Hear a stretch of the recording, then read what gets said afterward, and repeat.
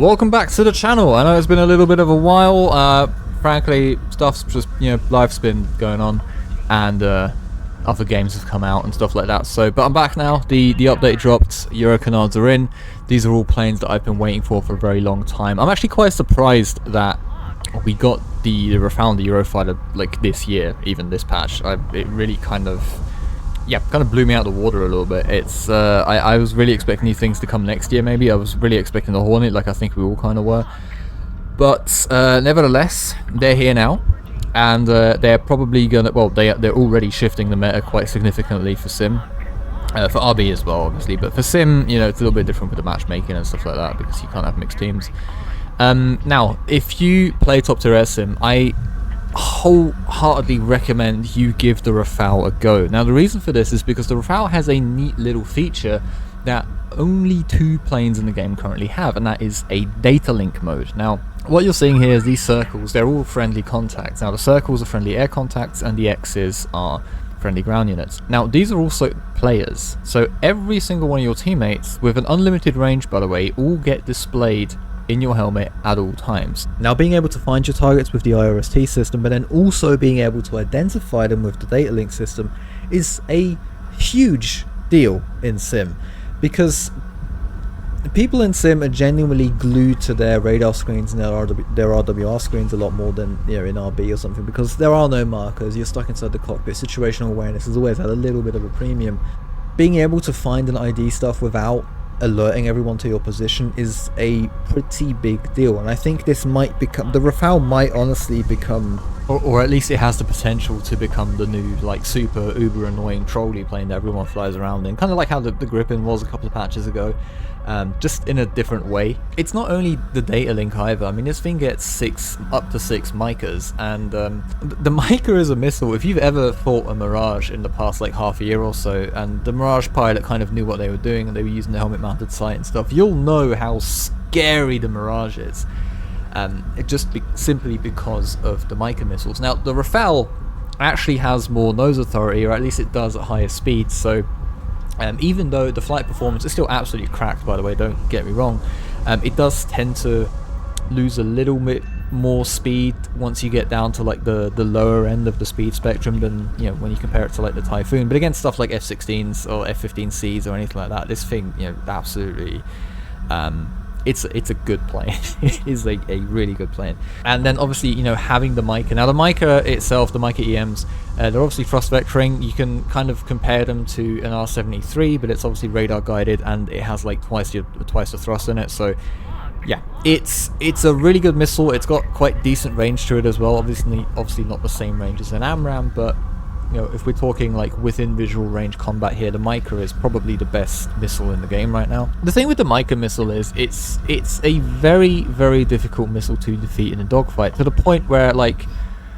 if I merge with a Mirage, I haven't merged with too many Rafales yet obviously because I've been flying it myself, but in the past half a year or so, whenever I've merged with a Mirage, it's not really gone my way a lot of the time, just simply because the MICA doesn't really need any room to turn. So it's a radar locked missile as well, so chaff flares aren't going to work. Chaff is only going to work if it's a 90-degree aspect, but then you're also giving him aspect for magic shots and stuff like that. So it's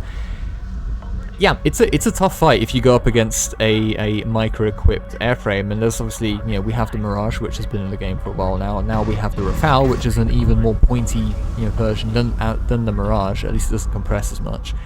If you're say in an F-15C or an F-16C even, or whatever, and you're at the merge and you don't merge at the perfect speed, right? Merging is the point where you sort of pass each other and then you start turning. That's what a merge is. If you're a little bit too fast, you're gonna, it's too much separation, MICA's gonna get you. If you're a little bit too slow, you're gonna stall out, and now you're a slow F-15, you're a slow F-16, you're in delta wing territory. The Rafale's just gonna run circles around you. So you really do have to, speed management really is key. And then obviously you've got to be at the correct fuel load as well. Merging in an F-16 with 30 minutes of fuel isn't going to cut it, right? Same thing with the F-15. You've got to remember to drop your fuel tanks, stuff like that. If you have all of your entire missile kits on board, that can be a hindrance as well. So it's very situational, and then all the the MICA carrier or the Rafale or the Mirage has to do in that point. It's just, you know, turn the nose around, fire the missile. That's all. So if you're, you know, in the Rafale, if you can get to the merge, chances are you're probably going to win the fight. But you have to use the helmet mounted sight, or at least the vertical ACM mode targeting thing, in order to get the most out of. Now I know controls are a bit of an issue for a lot of people in Sim. The good thing is though, this time with the Rafale, is you do actually get a pretty decent vertical scan mode now in ACM mode, as opposed to what the Mirage has. Which is nice, because it means the plane's just a little bit more accessible to more people. Now it's not only dogfighting that this thing excels at, it's also kind of decent at BVR, right? Now again, BVR in this game isn't going to work against someone who knows what they're doing. Multipathing is still a thing, notching is relatively easy to do. Against good players, this really isn't going to work, but nevertheless, you can kind of do it, and you will end up getting a few kills. Now, obviously, the MICA doesn't have quite the same range that the AMRAAM does. However, because of the performance on this thing, climb rate is absolutely insane. I don't have any numbers for you or anything like that, but just from flying it, you can get up to 40,000 feet, you know, 12,000 meters, absolutely no problem. Maintain Mach 1.4, 1.5 up there, not an issue. Use the radar to look around. The radar on patch day, which is where I recorded all of this, had a pretty slow refresh rate, or at least because the scan area is like times 16 or times 31, so it takes a while for the whole scan to like complete. So this morning I think we had a hotfix where they increased the scan rate a little bit, so if you're seeing the radar screen, you know, here in the video, just know it's a little bit faster now if you're actually going to play the plane. If you're up at altitude going really fast, you can kind of, you know, try and offset the range difference between the AMRAAM and the MICA a little bit better, and you can do it kind of well. Not to mention you can fire off bore sight shots and stuff like that from up there as well. You can kind of, yeah, start cranking a little bit, keep them in the corner of the radar, and then once they sort of get close enough with a full sense of security because they think you're not looking at them or something, you know, fire the MICA off bore sight, and then, you know, surprise, there we go, MICA in the no escape zone or whatever, and you can just get into the notch really easy like that. It's kind of the tactic that you would do in something like the J10 or the MiG-29, but you can kind of do it with the Rafale as well, and it actually works quite well. But of course, it is a French vehicle, so we need to have some kind of merde in there somewhere. And I'm not sure if that was like French accent or Italian, to be honest, but obviously it does have some downsides, and the main downside to this plane, 32 flares. Now, they are single pops, so you do actually get 32 flares, but in a meta where missiles are so good, you basically can't get away without pre-flaring. 32 just isn't enough. Now, you do get 112 chaff, which is nice. They are double pops, however, but, you know, 112 chaff, absolutely workable, not a problem. But 32 flares is a bit of an issue, especially on maps with less terrain, where you can't really hide behind mountains. Enemies just kind of see you all the time, and they can just beeline it to you, towards you, like pretty much all the time. You are going to be using a lot more flares to defeat those 9Ms or those R73s or those, you know, ETs or whatever. So yeah, your staying power in that sense is kind of limited. It's also limited in the sense that you can only carry 6 missiles as opposed to the 8 on the Mirage, which is a little bit of a shame. But, you know, missile loadouts here are either going to be 6 MICA-EMs or 4 MICA-EMs and 2 Magic 2s. I recommend taking the Magic 2s on maps, you know, flatter maps like Sinai or Denmark or whatever, because people do still do the whole multi-pathing thing, and obviously IR guided missiles aren't affected by it, so it's nice to have something in your arsenal in case someone's just abusing it or whatever.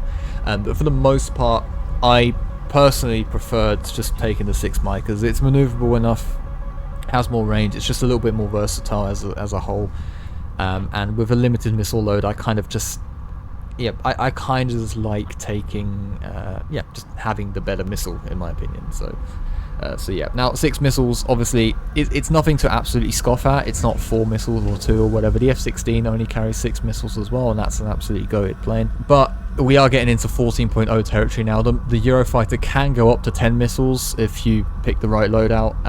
That is just, I would count that as kind of a downside to the plane. But other than that, I think this plane is absolutely... It's amazing. It's super fun. I really like the cockpit in it as well, by the way. I think this is an absolutely gorgeous cockpit. I love the outside of the plane. I've always loved the look of the Rafale. I've just thought of this, like, actually, when I was a little kid, I used to play this game called Hawks 2, And I think it's basically like an Ace Combat game, but set in like the Ghost Recon universe. It's made by Ubisoft and whatever.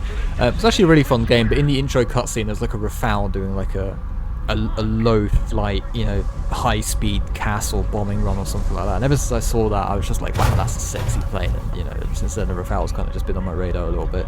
And now I have it. Now I have it in War Thunder. I can fly it in a somewhat realistic capacity. You know, flight models on Euro canards are still kind of, but yeah, we'll see. They'll probably get better at some point. Probably. Now, speaking of bombing runs and casts and stuff, you do actually get some pretty decent ground ordnance on this thing. Now, you don't get the Brazilian amount of GBUs that some of the American planes get, unfortunately. Now, I'm not too savvy with air-to-ground weaponry, so forgive me if I'm like understating this missile's performance or whatever, but you do get this thing called the AASM-250.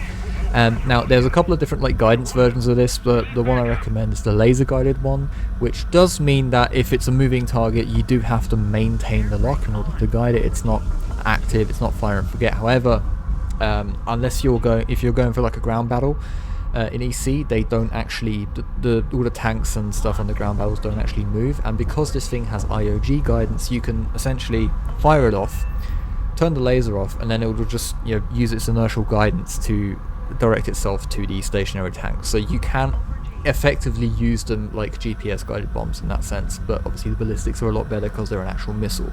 The range is pretty decent. They definitely have more range than a Maverick, but I couldn't give you like proper numbers or anything like that. But it's, you know, it's definitely it gives you enough time to prepare, and the fact that you can fire off multiple of these at the same time as well, it's quite nice. So for EC, this is a pretty good weapon. The main downside is you only get 6 of them, so yeah, it's not quite the 21 GBUs that the F-15E gets, or however many that thing gets. You can't absolutely decimate an entire ground battle in one pass, unfortunately, but you can take out 6 of them, and maybe you get some double kills as well, because I think they have like the explosive mass is like the equivalent of like a 500-pound bomb or something. So yeah, pretty decent weapon. You also get a GBU-24, which is a 2,000-pound laser-guided bomb, just under the fuselage. So in total, you have 7 air-to-ground guided air-to-ground weapons that you can take, with the Damocles pod as well, which is, I'm not sure what the zoom it is, but it's, you know, it's like helicopter zoom levels, super, you know, Gen 3 thermals or whatever, amazing. So yeah, CAS, it is pretty good, but it's more quality over quantity again, kind of like what the Su-34 is at, where I feel like which is quite good for like, you know, ground RB or you know, ground sim or something like that. But when it comes to EC, and it's where it's mainly about taking out you know, these push points, these ground battles that spawn up, you kind of want quantity over quality, if that makes sense. So it is a little bit of a shame, but you know, this kind of loadout is useful in other game modes. So there you go. Now, like I said earlier with the radar, the scan rate did get increased. However, the radar still isn't finished. This is very important that you realise this. I'm sure all of you have watched, you know, other YouTubers cover this plane before as well, same as the Eurofighter. These planes have what are known as AESA radars, active electronically scanned arrays, which basically means, as far as my understanding of these radars go, is that, you know, basically they should be just illuminating absolutely everything in the entire scan window at all times, but at the moment in game they act more like mechanical radars, where they only scan like certain parts of the search zone, and they kind of work their way through the search zone, whereas an AESA radar should in theory be scanning everything at the same time, because, you know, the different antennas go pointing in different directions relative to each other. I have to add that little bit because someone's gonna comment, you don't understand how AESA radars work. You know the drill. But yeah, other than that, guys, this plane is definitely worth getting. I think it's a great plane to sort of round off the French tech tree right now, until, you know, we get an upgraded version of this. There have been bug reports submitted to you know, get this thing's flare count increased. There have also been bug reports of like this thing, you know, basically stating this thing should have 8 missiles. So it's going to be interesting to see how Gaijin handles that, what they're going to do. My theory on this is that they kind of artificially sort of holding it back a little bit. You know how they like to pick and choose certain bug reports and stuff to balance the game a little bit. And my theory is that they know that this thing is pretty good. They're going to hold it back just a little bit, and they're going to see how the meta shifts. And if this thing does start to like underperform it, or, you know, fall short of the Eurofighter a little bit, then we might see some extra stuff for this. But we'll just, you know, we'll have to wait and see. Now, also a very quick note in regards to the data link thing. There are a few planes that should have this. Obviously, the A-10C is the other plane that has it in game, but as far as I know, stuff like the F-16C and I think even like some of the flanker variants should have a data link system. Now, I don't know why they're not in the game yet. My theory is that they kind of just chose the Rafale because of its real-life electronic warfare capability and stuff. Maybe it was just a perfect plane to sort of test this feature out in a top-tier capacity, and then we might see other planes get this feature in the near future now as well. So that's just me thinking out loud. Let me know what you think about that in the comments. Anyway, thank you very much for watching. Definitely go get this plane if you're, if you have France and you just need a couple of planes to unlock it. It's definitely worth getting. If you're interested in a sim-orientated Discord server, my one is linked in the description. And other than that, guys, thank you very much for watching, and I'll see you in the next one. Cheers.